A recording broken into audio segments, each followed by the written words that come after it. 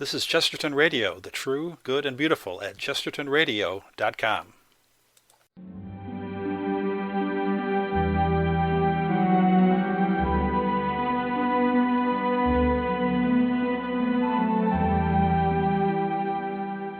Hello, this is Father Bob Warren of the Franciscan Friars of the Atonement.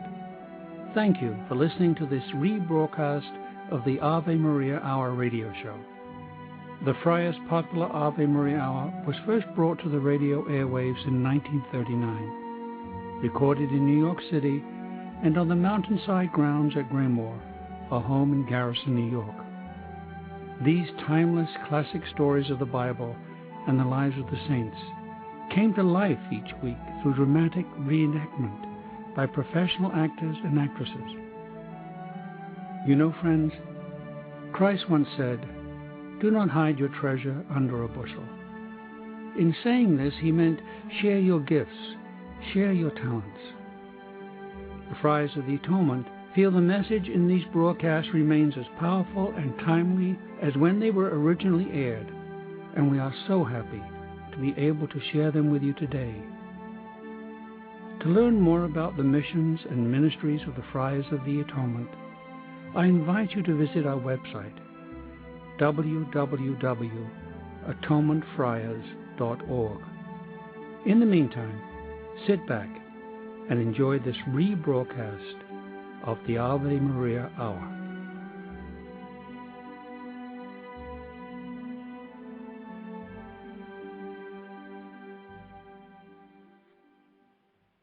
The story of St. Matthew the Apostle is about to begin.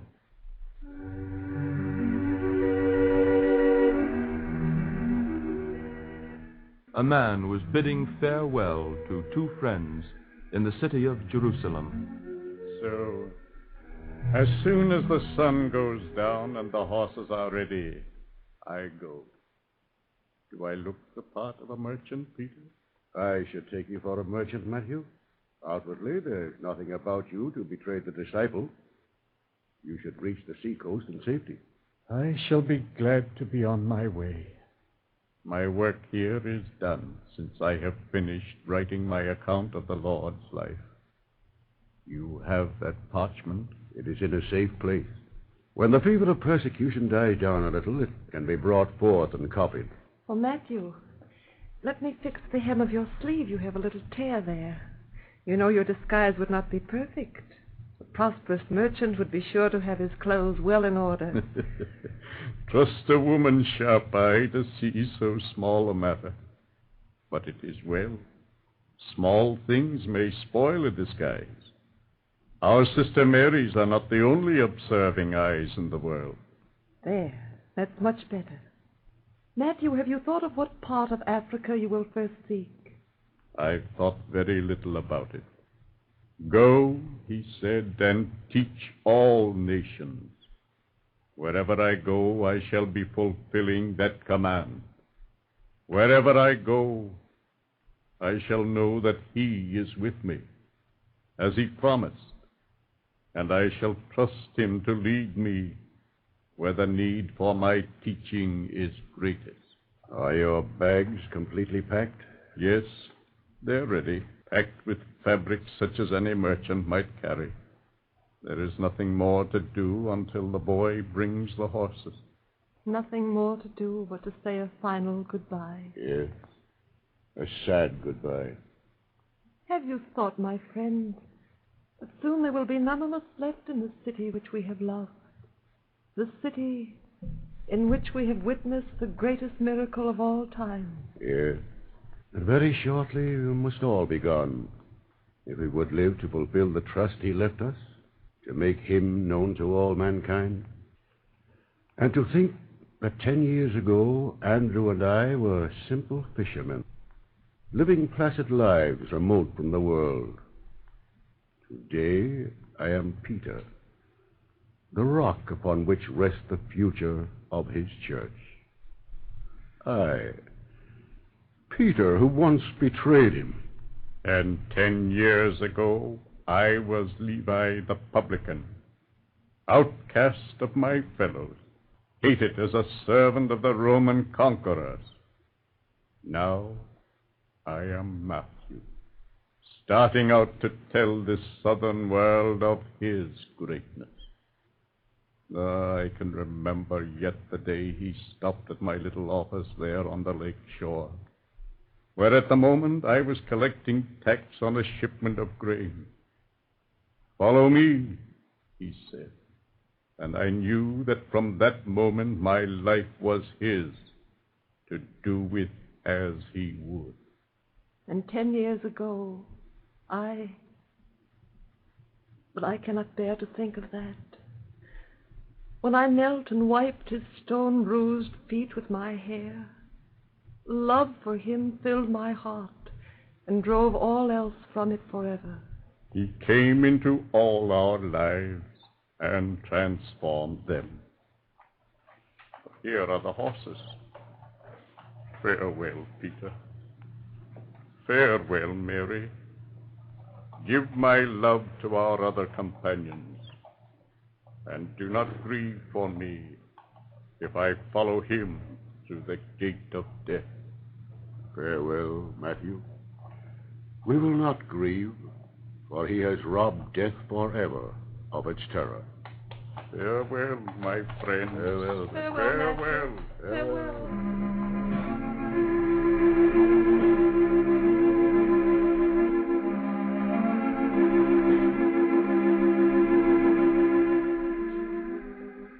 When he reached the Mediterranean, where his ship lay at anchor, Halt! Who are you? Where are you going? Matthew is my name. What's in that bag? Ah, I see. Dress stuffs. Another merchant on his way to bring the blessings of civilization to the Egyptians, huh? I am bringing the blessings of civilization to the Egyptians. On to the boat with you, then. And good business attend you. Who's next here?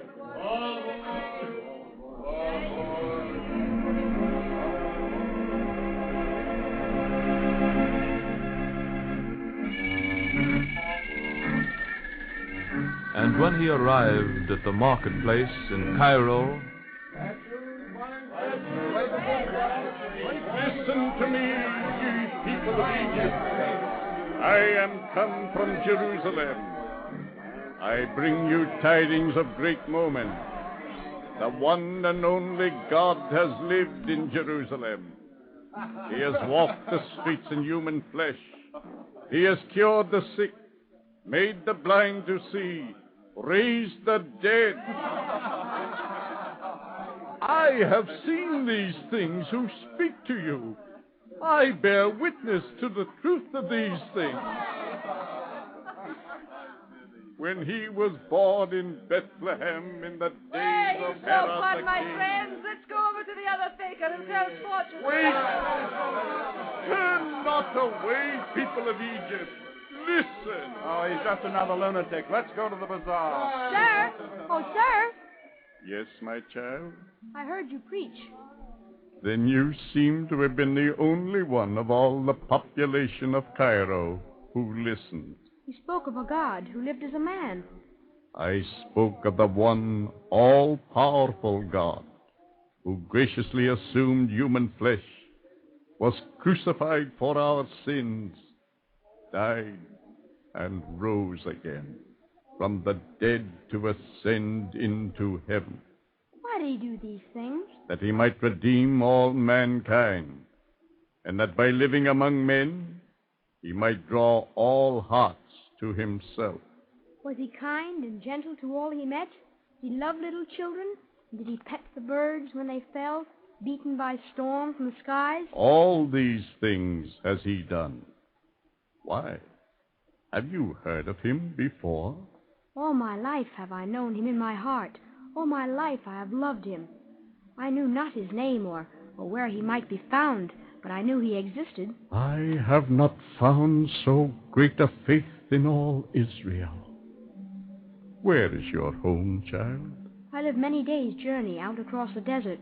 My father is dead. I have a mother and 2 sisters. We have fig trees, and I bring figs by caravan into the city market. I return home at night. Oh, come with me, sir, and tell me more of this God. Will you come? I will come. Surely the Master would have me go to the ends of the earth to bring his word to a soul with such faith as yours. What is your name, child? My father called me Ramesses in honor of the great king. I shall call you by another name. The name of him the Master loved above all of us, who were his followers. I shall call you John.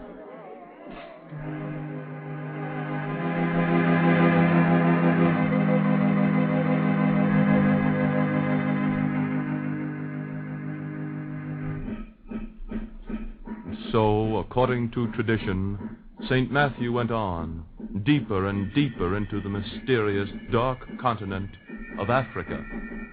Ever his voice rang out in the silence of forest and jungle, in the confusion of small villages, telling the great story of his Lord's life and death and resurrection. And the scattered tribes of dark-skinned people listened eagerly. He was always kind. No crippled person, no one blind or ill or in trouble, ever appealed to him in vain. Even the lepers dared come to him, and he healed them. May I speak, friend of the great master? You may speak, my son. We are not as the great people of Egypt. We are a despised people. Many of us have been sold as slaves in Cairo in the slave markets of Rome. Would this God of yours desire our loyalty? He desires the loyalty of all the world. He knows no difference between races or colors. He looks not upon the outward bodies of men, but deep into their hearts and souls. Many of those whom he chose to follow him were outcasts and despised by the world. He has died for us all. He died? How? On a day when the sky was darkened and the very earth trembled at such sacrilege, they nailed him to a cross. Such a one your people nailed to a cross. Would he had come to our land that we might have made him king. Tell us more of his doings. So he spread the message of the great gospel, and many heard it and believed, until at last... Enter. Why, it's John, my first convert. John, who was once called Ramesses for a Greek king. It is John, dear teacher. And John very weary after the long search to find you. Sit down, John. What brings you so far from home? At the season, too, when your fig trees require all your attention. The desire to see you led me into the forest. But even more, the need to warn you. To warn me? Of what? That you are no longer safe in this place. It is true the people listen to you eagerly. It is true you have made many converts. Your fame has reached us at home, but it has also reached the authorities at Cairo, and they have sent word to the headmen of the tribes that you must be silenced. They are afraid that your preaching will incite the people to rebellion. I have never preached rebellion. Well, certainly not. As a Christian, I know what you have preached. But the authorities have not taken the trouble to learn, and they are afraid that a faith which teaches the people self-respect will unfit them for slavery. And further, there is a report in Cairo that a certain princess who heard you preach has looked upon you with favor and wishes to make you her husband. Yes, that is true. I refused the offer, of course, trying to explain to the king, her father, that I was vowed to celibacy. But kings don't take kindly the rejection of such royal office. Oh, Father Matthew, can't you see that you are doubly in danger? Leave this place. Come home with me as you did that day in Cairo. It is pleasant now at home, and the fig trees are purple with ripening fruits, and Mother would prepare for you all her choicest dishes. These people are only a race of slaves. Don't endanger your life for them. Please come with me, and save your precious memories of the Master for those better able to appreciate you. John. Well, I'm only speaking as a friend and speaking sensibly. Don't be angry. Forgive me if I spoke harshly. I was disappointed by your words. Long ago, when you were a mere boy, you knew in your heart much of the Master. Even before I stayed in your home and told you of his life.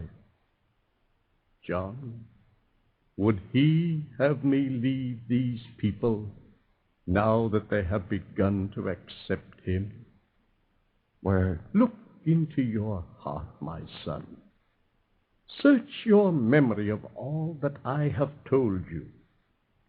When he knew that his personal safety was threatened, did he desert his people? No. And what did he say one day of the Good Shepherd? He said that the hired shepherd, who had no real interest in his sheep, would run away when danger threatened his flock. But the good shepherd, who owns the sheep, he would... Yes, go on. He would lay down his life for his sheep. You have remembered well what I taught you. John, shall I leave this place? Well, I dare not urge you to go. But, oh, my dear teacher, you are brave and strong. I am brave only as he gives me bravery. I am strong only because he has shown me the example of strength. But let's forget the matter and talk of other things. Here. Did you speak? No. I said nothing. I thought I heard a slight sound, like a movement or a whisper, beyond the wall of this hut. The wind often makes such sounds in the bamboo trees. But no matter. I'm glad you're here.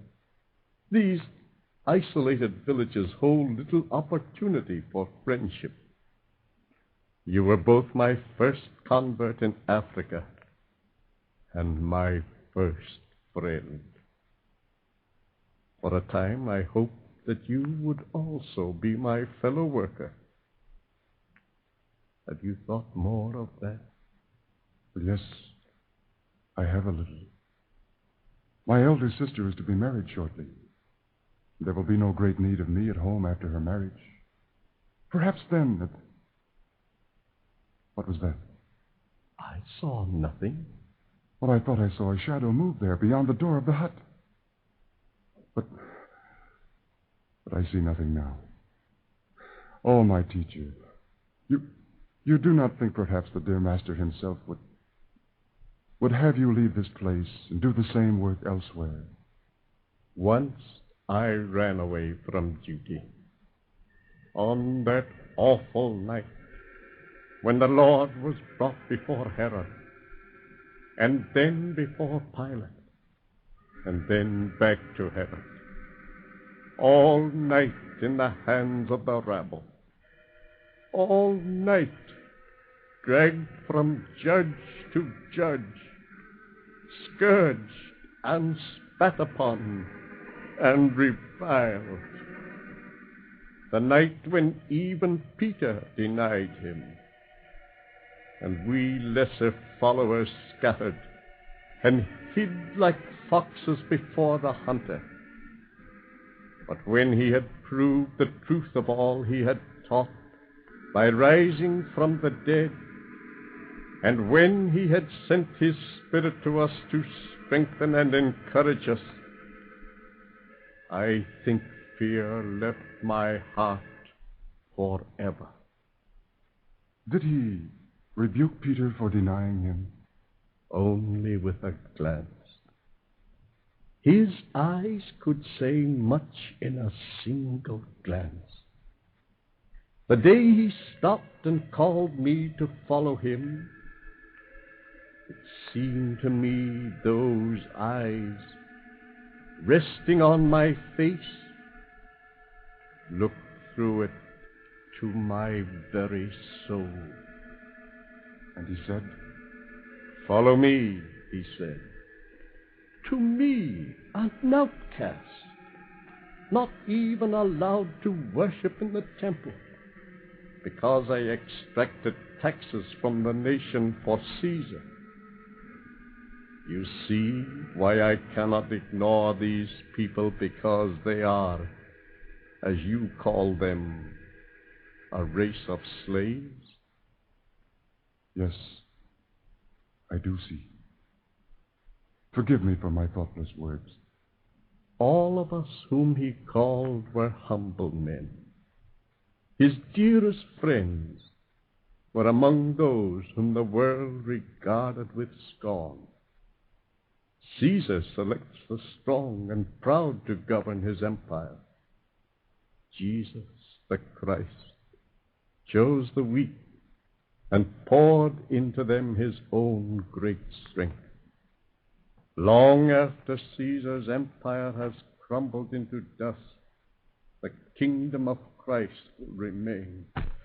Oh, dear Father, a spear piercing my side as the spear pierced his. Waste no time looking for the one who threw it, my son. We have more important things to do. I will follow you, and the work you have begun, I promise you. It is well.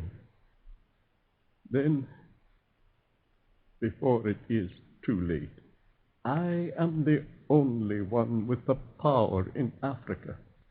Will you make your confession and let me give you absolution?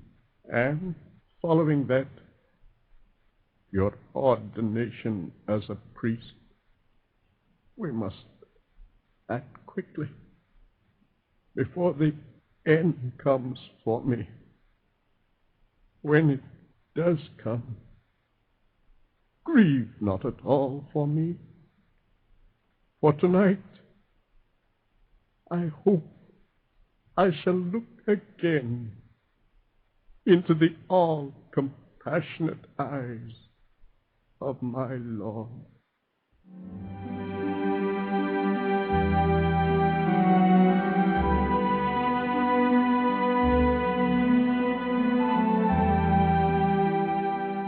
You are listening to Chesterton Radio at chestertonradio.com. You've heard that St. Paul Street Evangelization supports hundreds of teams of evangelists sharing the good news. But did you know that some of these teams are public prayer stations? Set up a sign on the sidewalk and offer prayer and encouragement to those you encounter. Everyone needs prayer. Try this new method of witnessing to Jesus. Contact St. Paul Street Evangelization to get started at streetevangelization.com. That's streetevangelization.com. For almost 2 centuries, Americans have enjoyed the valuable privileges of freedom. Now, freedom needs each American to dedicate himself to its preservation. We must not allow our liberties to be endangered by neglect of our duties as citizens. During this year of rededication, join with your fellow Americans in reaffirming the principles on which this country is founded and the safeguarding of those principles. Make it your business to see that federal, state, and local governments are conducted honestly. Help to maintain the good morale of your sons and daughters in the armed forces. Learn the facts about all candidates and issues. Then vote for the one you believe in. Make the most of every minute on your job. Produce as much as you can, and thus increase our military and economic strength. Work for better schools and a better community. Guard your American heritage of freedom. It needs you. This is Chesterton Radio, your home for podcasts of works by G.K. Chesterton, plus drama, comedy, mystery, science fiction, big bands, and much more. The soundtrack to your Chesterton day at chestertonradio.com. AveMariaHour.com.